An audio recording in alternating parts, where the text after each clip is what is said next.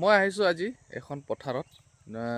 বিশেষকৈ আমাৰ ইয়াত তৰমুজ খেতি কৰা হয় আৰু তৰমুজ খেতি কৰাৰ কাৰণে লগৰ এজনে তৰমুজ খেতি কৰিছে আৰু কেনেধৰণে নাৰ্চাৰী ছিষ্টেমত কৰিছে, কেনেধৰণে কৰিছে তেওঁৰ লগত মানে তেওঁক সুধিম কেনেধৰণে কৰিছে।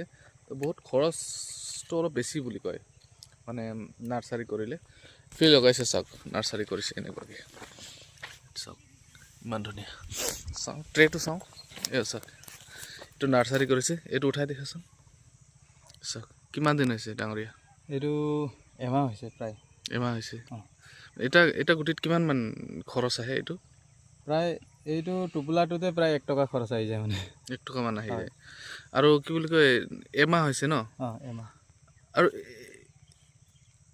এইটো যে এইটো মাটি হয়নে কি হয়? এই বস্তুকেইটা মাটি নহয়, বিশেষকৈ এইটো কোকোপিট বুলি কয়, নাৰিকলৰ ভুচা।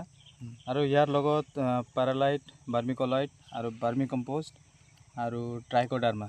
আমি যিহেতুকে বিশেষকৈ আমি ৰাসায়নিক সাৰ খুব একদম যেতিয়া এমাৰ্জেঞ্চি হয় তেতিয়াই ব্যৱহাৰ কৰোঁ। তাৰ কাৰণে আমি বিশেষকৈ হেৰিয়ে ব্যৱহাৰ কৰোঁ, মানে যে অৰ্গেনিক হিচাপে কৰিবলৈ চেষ্টা কৰোঁ। আচ্ছা, এইটো আজি ৰুইছে, আজি ৰোৱাৰ পিছত কিমান দিনত, কিমান মাহত বা কিমান দিনত প্ৰডাকশ্যন হ'ব এইটো? এই প্ৰডাকশ্যনটো এতিয়া এই আজি পুলি ৰুইছোঁ, আজিৰ প্ৰায় 2.5 মাহ, 70 to 75 ডেইজ। কি ধৰণে চোৱা চিতা কৰিব লাগিব? আজি ৰোৱাৰ পৰা কি মানে তাক চোৱা চিতাটো কৰিব লাগিব? বহুতেই কষ্টকৰ হয়, চোৱা চিতা কৰিব লাগে। পোনপ্ৰথমে গাই গৰুৰ কাৰণে ৰখাবৰ কাৰণে আমি চ'লাৰ ফেন্স, ঝাটকা মেচিন লগাই থৈ দিছোঁ তাৰ লগত। আৰু লগতে এইকেইটা কীট পতংগৰ পৰাও ৰক্ষা কৰিব লাগে। আৰু যদি ইয়াত হেৰিও আহিব পাৰে, বেক্টেৰিয়েল ৱেল্ট বুলি যোনটো ৰোগকেইটাও আহিব পাৰে, সেইকেইটাৰ পৰাও আমি ৰক্ষা কৰিব লাগে। আৰু পানীটো বহুত প্ৰয়োজন ন? এইটো পানী এনে তৰমুজ এনেতো পানীয়ে থাকে, তাৰ কাৰণে পানীৰ যোগান ধৰাটো বহুত আৱশ্যক, পানী দি থাকিব লাগে। আচ্ছা, লাভজনক খেতি হয় জানো?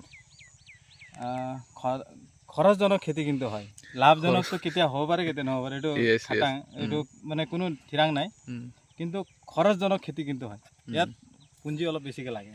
আৰু লগতে কি খেতি কৰে? তৰমুজৰ লগতে বাৰী খেতি কি কৰে? শাক পাচলি কৰোঁ, হয়, যেনেকৈ কবি, বিলাহী, জলকীয়া, বেঙেনা, লাও। মানে বছৰেকত তৰমুজ খেতিটো মানে বছৰত এবাৰ ধান খেতি কৰোঁ আৰু এবাৰ তৰমুজ খেতি কৰোঁ। বিশেষকৈ কথাটো হ'ল মানে ইয়াত ধান খেতি হোৱাৰ পিছত তৰমুজ খেতিটো কৰা হয়। তৰমুজ খেতি কৰাৰ লগে লগে বাৰিষা মাহটো আহে, বাৰিষা মাহ অহাৰ লগে লগে আকৌ ইয়াত ধান ৰোৱনি লগাবলগীয়া হয়। সেইকাৰণে মাটিতে এনে পৰি থকাতকৈ তৰমুজ খেতিটো কৰা হ'ল। আৰু কিন্তু ইমান সহজ নহয় তৰমুজ খেতি কৰাটো, বহুত খৰচো হয়। আৰু ইয়াত মানে লটাৰীৰ নিচিনা হয়। যদি বাৰিষা ওচৰ বা বানপানী হৈ গ'ল, তেন্তে গোটেই তৰমুজটো একদম বৰবাদ হৈ যাব। বিশেষকৈ অলপ নদীৰ কাষতে আছে য'ত তৰমুজ লগাই আছে। আৰু বিশেষ কথা হ'ল ইয়াত এতিয়া বতৰ শুকান, সেইকাৰণে এই পানীৰ ব্যৱস্থা কৰা হৈছে, পাইপেদি পানী দিয়া হৈছে আৰু ইয়াত লগাই আছে। এয়া চাব পাৰে, চাওক কেনেধৰণে লগাই আছে। এইটো মালচিং পেপাৰ বিচোৱাৰ পিছত এইটো ফুটা কৰা হয়। ফুটা কৰাৰ পিছত এইফালে লগাই আছে। ইমান সহজো নহয়, অকণমান কষ্টকৰ হয়, কিন্তু ইয়াত বহুত বেছি মানে ইনভেষ্ট কৰিবলগীয়া হয় এই খেতিটো।